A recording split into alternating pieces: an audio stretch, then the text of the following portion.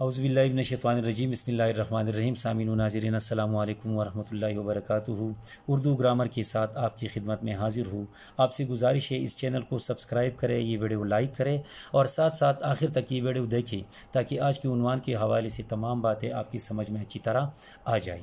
آج ہم نے اردو گرامر میں ایک صنعت کا انتخاب کیا ہے اور وہ صنعت ہے صنعت تلمیع، یعنی آخر میں آئین ہے، یہ تلمیح نہیں ہے، ہاں نہیں ہے، صنعت تلمیع۔ اس سے کیا مراد ہے؟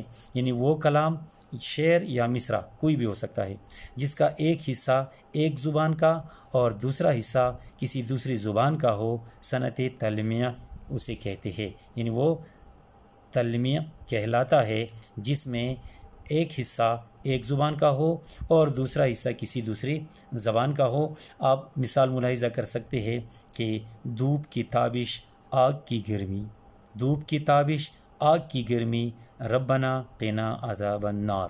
تو آپ نے دیکھ لیا کہ پہلا حصہ یہ اردو کا ہے، دھوپ کی تابش، آگ کی گرمی، اور دوسرا حصہ یہ عربی زبان کا ہے، ربنا قنا عذاب النار۔ تو جس صنعت میں کوئی بھی دو زبان استعمال ہو اور اس کا پہلا حصہ ایک زبان کا ہو اور دوسرا حصہ دوسری زبان کا ہو تو ایسی صنعت کو کہتے ہیں صنعت تلمیح۔ تو امید ہے کہ آپ اچھی طرح سمجھ گئے ہوں گے۔ آئندہ کسی نئے عنوان تک اجازت دیجیے۔ اللہ حافظ۔